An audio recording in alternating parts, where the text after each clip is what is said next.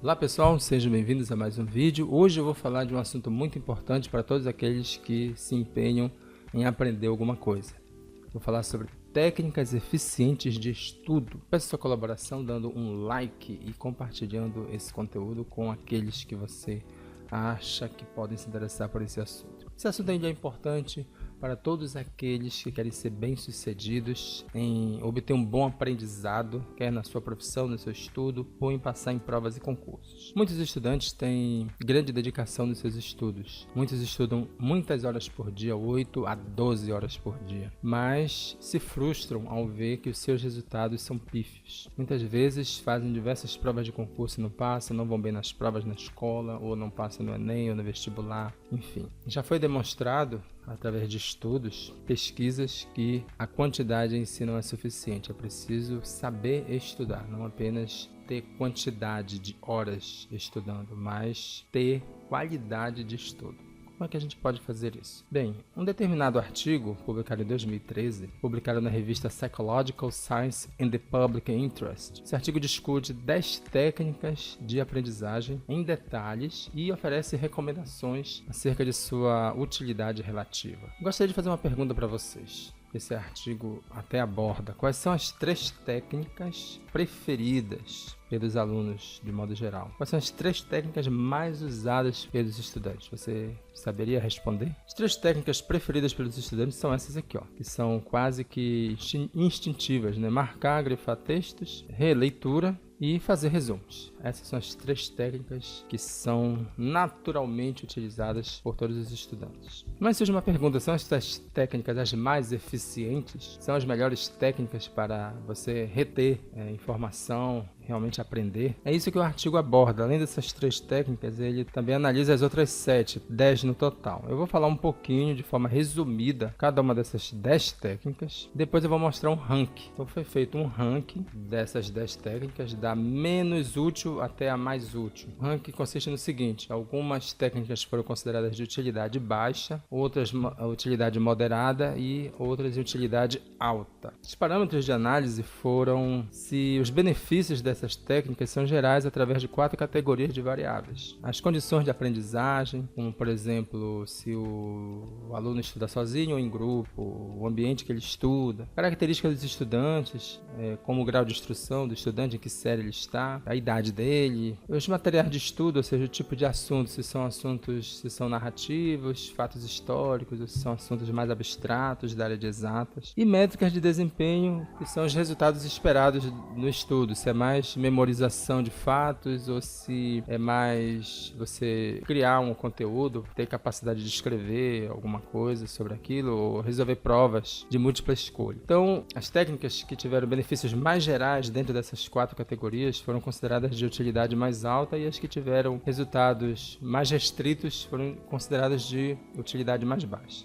Vou falar das técnicas rapidinho. Marcar, grifar textos é algo que todo mundo sabe o que é, né? Então a pessoa pega um marcador, uma caneta e começa a sublinhar ou a marcar ao longo do material do livro. Releitura é aquele processo que você lê e relê várias vezes sobre o conteúdo a fim de reter a informação na mente. Palavra-chave mnemônica, ou uso de mnemônicos, é quando você agrupa um conjunto de palavras ou de frases em uma palavra só, utilizando as primeiras letras ou sílabas de várias palavras, como o caso aqui, ó, os princípios mais importantes do direito administrativo. Se você quiser decorar esses princípios, basta você decorar a palavra LIMP, que é a primeira letra de cada um dos princípios do direito administrativo. Isso é o uso de mnemônicos. Outra técnica que é analisada é visualizar imagens na leitura. É você ler e fazer imagens mentais, criar figuras, imagens na medida que lê acerca do assunto. Escrever resumos, todo mundo sabe do que se trata. Você pegar um material, um livro e reescrever apenas as partes mais importantes do assunto. Outra técnica, interrogação elaborativa. É você, ao estudar um assunto, começar a fazer perguntas: por quê e como, e tentar responder isso. Autoexplicação é você tentar explicar para si mesmo o conteúdo que você aprendeu, ou tentar explicar para uma outra pessoa. Prática intercalada é você pegar materiais ou assuntos diferentes e misturar na hora de estudar. Por exemplo, ao invés de você você ficar 3 horas estudando só matemática, você pode dividir 1 hora para matemática, outra hora para português e outra hora para biologia, intercalando então os assuntos diferentes. E testes práticos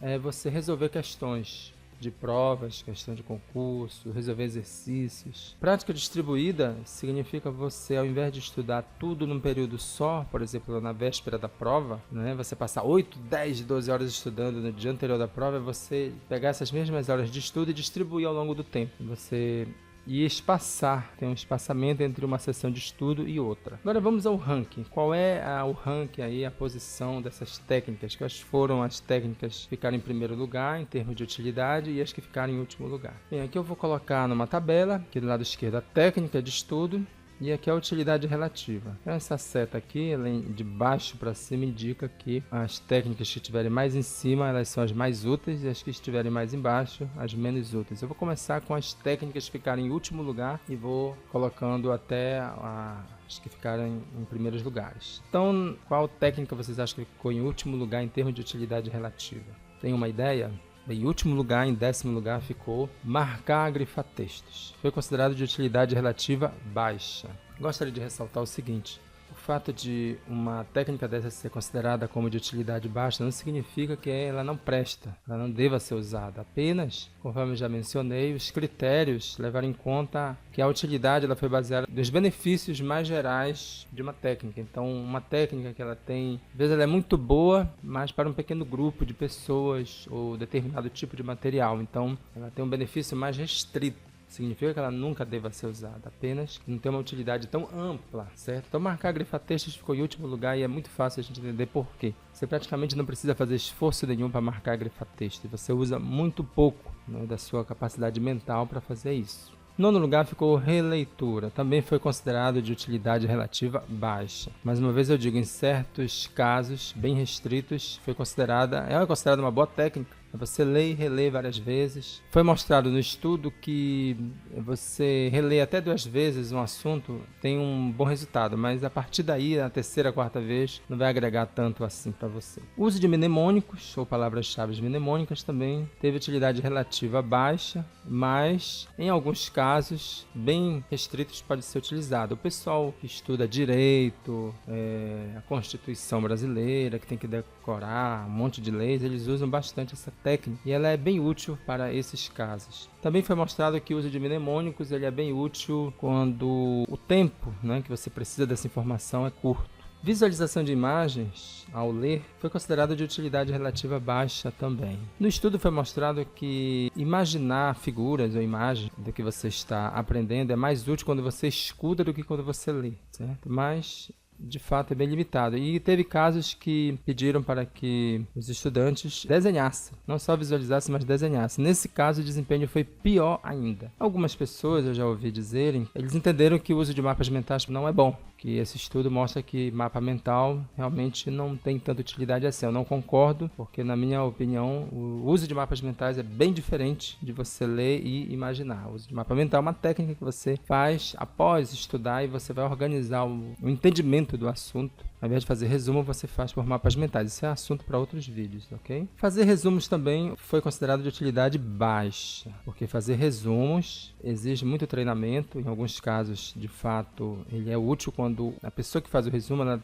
sabe fazer muito bem o resumo, ele é bem treinado. Então requer treinamento e experiência. Ela não é uma técnica ruim, mas existem técnicas melhores. Mas ela é muito melhor do que a releitura e marcar ou grifar. Então dessas 3 técnicas que o pessoal mais gosta, resumos é muito melhor. Ela está em 6º lugar. Agora vamos ver as técnicas que receberam utilidade moderada. Interrogação elaborativa ficou em 5º lugar. Ela é considerada de utilidade relativa moderada. Então, você, ao estudar, fazer perguntas, questionamentos do porquê ou do como, isso envolve uma atividade cerebral muito maior. Como exige um esforço mental maior, certamente o resultado, em termos de aprendizado, é muito melhor. Em 4º lugar, ficou a autoexplicação, também considerado de utilidade relativa moderada. Então, você tentar explicar para si mesmo o que você aprendeu, ou tentar explicar para um amigo, uma outra pessoa, tem um grande impacto na retenção do conhecimento e no aprendizado. Agora vamos ver as 3 técnicas consideradas mais úteis.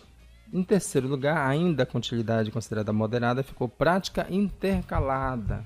Os estudos mostram que a prática intercalada é bem mais eficaz do que se você estudar um assunto direto, só um assunto. Porque o cérebro ele tem um limite para reter informações. Então, se você passar 2 horas estudando só um assunto, por exemplo, português, na terceira hora em diante, você já não vai reter tão bem aquela informação. Então, é melhor você intercalar, estudar um assunto totalmente diferente, como matemática ou física, ou seja outro assunto que for. Então, prática intercalada é considerado muito útil, muito eficaz. Por isso ficou em terceiro lugar. Agora, as 2 técnicas a seguir, que são as melhores, consideradas mais úteis, foram as 2 únicas que receberam a utilidade relativa alta. Em segundo lugar, ficou testes práticos. Ela foi, em termos de benefícios, muito mais abrangente, porque testes práticos permite você utilizar bastante a sua capacidade mental, exige muito esforço, dá muito trabalho, porque você tem que resolver muitas questões. Então, está provado cientificamente que